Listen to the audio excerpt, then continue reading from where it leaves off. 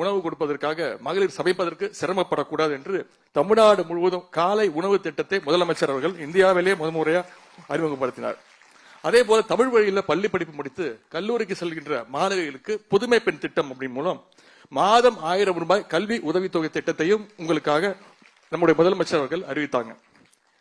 அதே போல மகளிருக்கான கட்டணமில்லா பேருந்து பயண திட்டம், பெண்கள் வீட்டை விட்டே வெளியே வரக்கூடாதுன்னு 100 ஆண்டுகளுக்கு முன்பு சொல்லிட்டு இருந்தாங்க.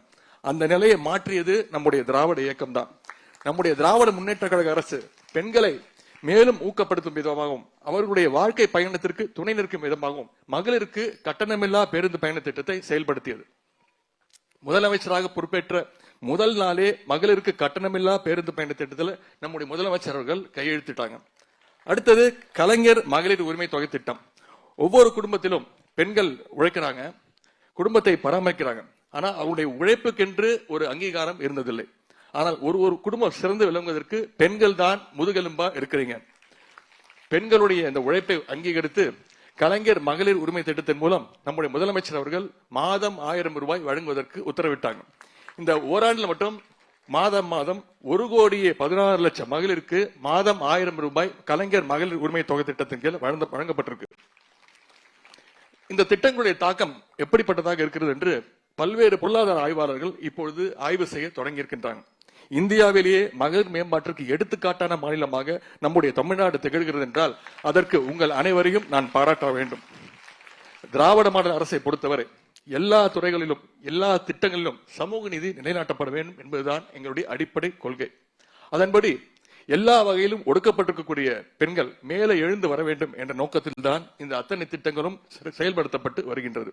அதிலும் பெண்கள் தொழில் முனைவோர்களாக தொழில் அதிபர்களாக வர வேண்டும் என்று எல்லா வகையிலும் அக்கறையோடு இந்த அரசும் நம்முடைய முதலமைச்சர் அவர்களும் செயல்படுத்தி வருகின்றார்கள். இந்த ஆண்டு சுய குழுக்களுக்கு 35,000 கோடி ரூபாய் வங்கிக் கடன் இணைப்பு வழங்க டார்கெட் இலக்கு நிர்ணயிக்கப்பட்டுள்ளது. கடந்த ஆண்டை போலவே இந்த ஆண்டும் இலக்கை விட டார்கெட்டை விட அதிகமான அளவு கடன் வழங்கி சாதனை படைப்போம் என்ற நம்பிக்கையுடன் நாங்கள் செயல்பட்டு வருகின்றோம்.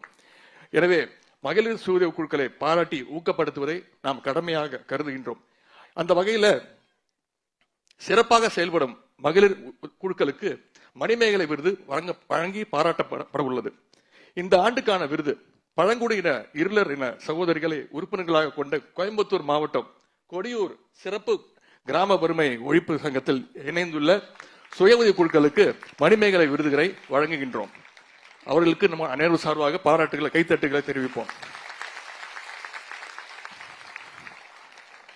அதே போல கிருஷ்ணகிரி மாவட்டம் ராயக்கோட்டை பாஞ்சாலி நகரை சேர்ந்த விதகல் திருநங்கை சுய உதவி குழுவை சேர்ந்த சகோதரிகளுக்கும் இந்த ஆண்டுக்கான மணிமேகலை விருதுகளை வழங்கி பாராட்டுகின்றோம்.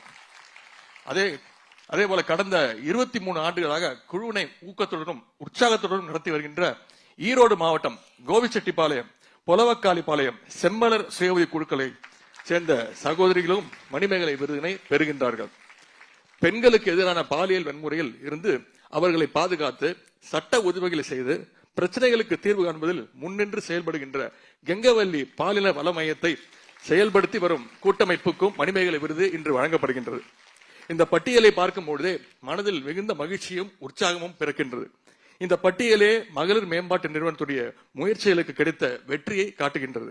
இந்த ஆண்டுக்கான விருதினை பெறுகின்ற அந்த குழுக்களை சேர்ந்த சகோதரிகளுக்கும் வங்கி கடன் வழங்கிய வங்கியாளர்களுக்கும் எனது பாராட்டினையும் வாழ்த்தையும் தெரிவித்து இந்த வாய்ப்புக்கு நன்றி கூறி விடைபெறுகின்றேன். நன்றி, வணக்கம். அக்டோபர் 2 விசிக மகளிர் விடுதலை இயக்கம் நடத்தும் மது மற்றும் போதைப் பொருள் ஒழிப்பு மகளிர் மாநாடு. மதுவை ஒழிக்க மனிதவளம் காக்க அணிதிரள்வோம் வாரி. உளுந்தூர்பேட்டையில்